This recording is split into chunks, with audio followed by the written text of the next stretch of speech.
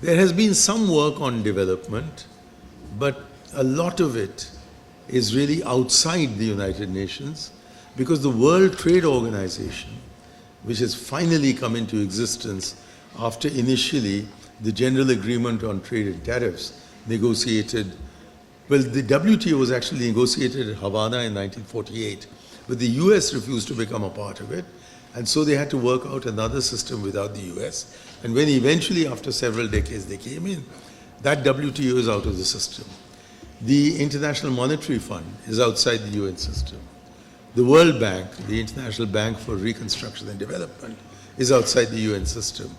And it is in these organizations that more work on development is being done than, say, in the United Nations Conference on Trade and Development, UNCTAD, which had a big role to play in the 1960s and into the early 70s, and was in fact my introduction to the UN system.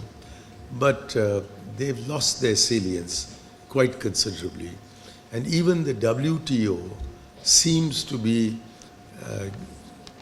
getting less and less relevant to the trade process as countries form regional trade pacts rather than have to rely upon the WTO as the principal mechanism.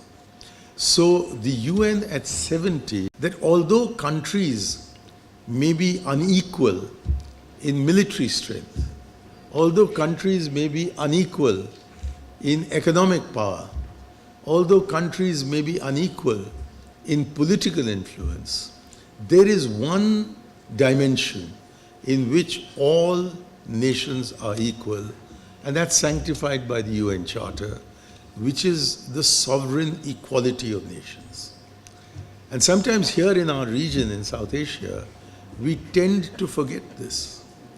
Our behavior with regard to Nepal in November, December, and even continuing into now, is hardly an example of respecting the sovereign equality of others.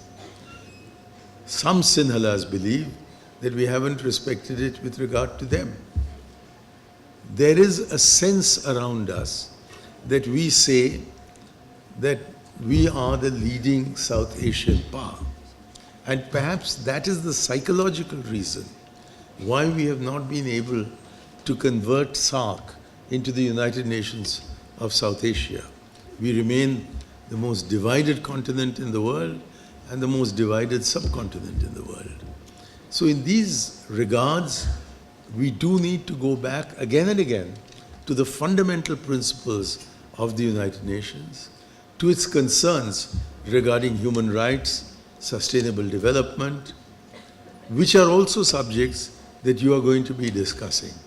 So even though the United Nations might be diminishing in its preponderant role in world affairs, international relations, the subjects that you are going to be discussing in relation to the United Nations over the course of this conference are of high 21st century relevance.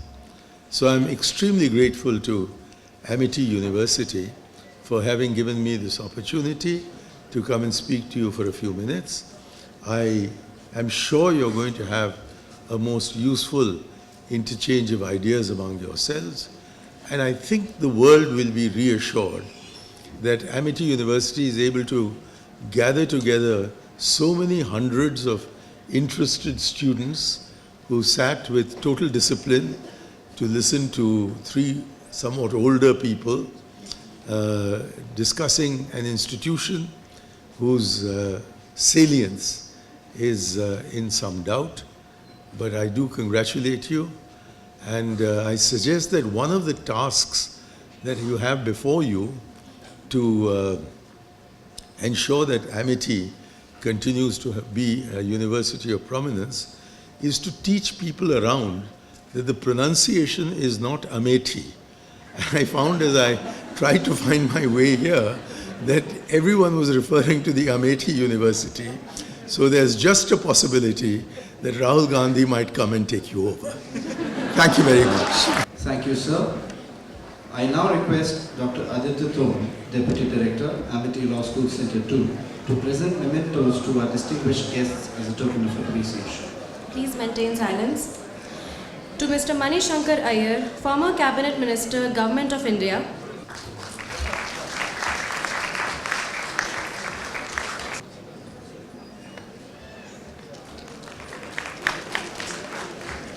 To Professor S.K. Verma, Executive President and Acting Secretary General, Indian Society of International Law, New Delhi. And to Professor Dr. Manoj Kumar Sinha, Director, Indian Law Institute, New Delhi.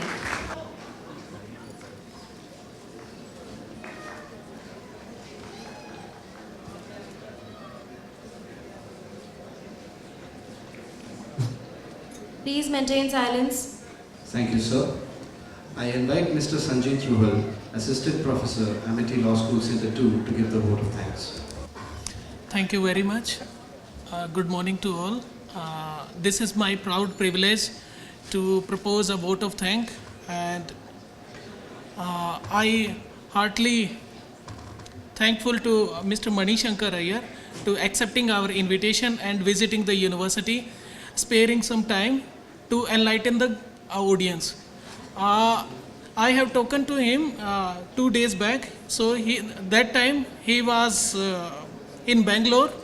Yesterday I spoken to him. So he was in Kanpur, and today he is with us. We really thankful to him to sparing some time. He is extremely busy, and I very much thankful to Professor S.K. Verma for accepting our request to be a knowledge partner and to be the instrumental for this partnership. And we look forward, ma'am, for such kind of initiatives and your guidance. I thank you, Professor S.K. Verma, for accepting our invitation and visiting the university and enlightening the students. I also thankful to Admiral Anup Singh and Professor Y.S.R. Murthy and other dignitaries from CISF and Air Force to participating in this program. And I'm thankful for all the participants coming from more than 45 universities to participate in this conference and presenting their papers. I'm thankful to my student team. They were done extremely hard work for this conference, talking, mailing, and even coordinating with the dignitaries. I'm really thankful to Voha, Akshay, Aditya, and other people. Last but not least, Professor Tomar for giving the opportunity to having such conference on international law. As Professor Verma and Professor Sinha already spoken that this area is almost untouched, and many of the universities are not teaching much about international law. Though they are teaching, but initially they start with this international law is not any use in your court. So the students itself not take it seriously. So we have started this initiative, and we think that we will go a long way. Thank you very much.